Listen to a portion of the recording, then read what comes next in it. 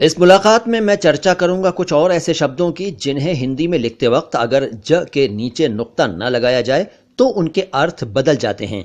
यानी बोलते वक्त अगर हम उन शब्दों में ज को ज बोल दें तो अर्थ का अनर्थ हो जाता है। दोस्तों, माय हिंदी माय उर्दू के 14वें एपिसोड में मैं मोइन शमसी आप सभी को सलाम हिंदुस्तान कहता हूं। देखिए, पिछली 2 मुलाकातों में मैंने आपको ज उच्चारण वाले कुछ ऐसे शब्द बताए थे जो उर्दू के जाल और जे अक्षरों से शुरू होते हैं। उन दोनों अक्षरों के अलावा उर्दू में 3 और अक्षर हैं जिन्हें ज की ध्वनि के साथ बोला जाता है।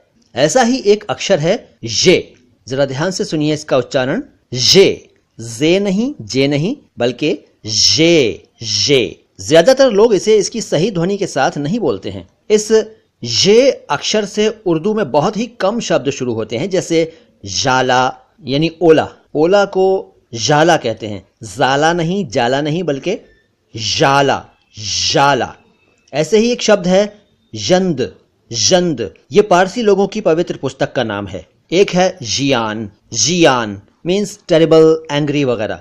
इन शब्दों को आमतौर पर जाला, जंद और जियान बोला जाता है, जबकि ये जाला, जंद और जियान हैं। इसी तरह हम और आप अंग्रेजी के कई शब्द बोलते हैं, जैसे confusion, vision, television, division, provision, illusion, pleasure वगैरह, जबकि आप सब जानते हैं कि इनका उच्चारण confusion, vision, television, division, provision, illusion, pleasure वगैरह है। इन शब्दों को अगर उर्दू में लिखें तो ये अक्षर इस्तेमाल करना चाहिए, मगर अब कई लोग ये की जगह जे इस्तेमाल करते हैं, जो कि ठीक नहीं है। वैसे कुछ लोग हिंदी में इस ये अक्षर के लिए झ का भी इस्तेमाल करते हैं, इसीलिए आपने कभी कभी डिवीजन, विजन, प्रोविजन वगैरह भी हिंदी में लिखा हुआ देखा होगा।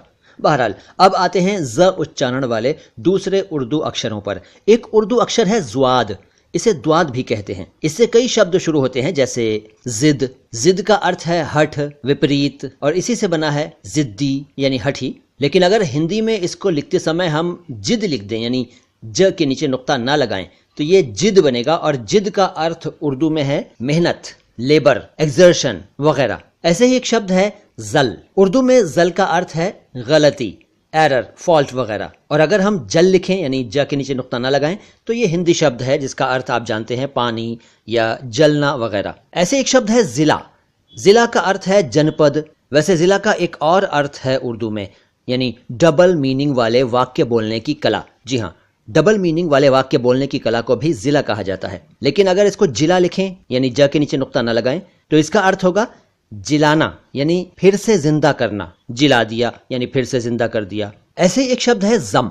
इसका अर्थ है मर्जर, विलय। उर्दू में पेश को भी जम कहते हैं। पेश उर्दू का एक वॉवल पॉइंट है, और अगर हम जम में ज के नीचे नुक्ता न लगाएं तो ये बनेगा जम। जम का अर्थ आप जानते हैं, जम जाना, मच, बिगर, ह्यूज, ग्रेट वगैरह। एक शब्द है जिया। जिया का मतलब है प्रकाश, रोशनी, लाइट, ब्रिलियंसी, स्प्लेंडर वगैरह। लेकिन अगर इसको जिया लिखें, यानी ज के नीचे नुक्ता न लगाएं, तो इसका अर्थ होगा जिंदगी गुजारी, यानी जी लिया, जीवित रहा वगैरह। और अब बात जोय अक्षर से शुरू होने वाले कुछ शब्दों की। देखिए, एक शब्द है जफर। जफर का अर्थ है विक्ट्री, विजय, जीत, फतह, कामयाबी वगैरह। अगर इसको आप जफर लिख देंगे, यानी ज के नीचे से नुक्ता हटा देंगे, तो ये कहलाएगा जफर। और जफर का अर्थ है भविष्यवाणी करने की एक कला। वैसे इस शब्द को जफ्र भी लिखा जाता है, दोनों ही ठीक हैं, अर्थ वही है, भविष्यवाणी करने की एक कला। उर्दू में इसे इल्म जफर या इल्म जफ्र भी कहा जाता है। एक शब्द है जन। एक जन शब्द आपको पहले भी बताया था मैंने, मगर उसकी उर्दू स्पेलिंग कुछ और थी। अब ये भी जन है, इसकी स्पेलिंग कुछ और है। इस वाले जन का मतलब है jealousy, suspicion, wrong impression, presumption वगैरह। और जन यानी बिना नुक्ते का ज और न, तो उसका अर्थ आप जानते ही हैं, जनता, पब्लिक, आम लोग वगैरह। उर्दू में एक शब्द है जन्नी, यानी ज के नीचे नुक्ता, आधाना, पुराना, बड़ी की मात्रा, जन्नी।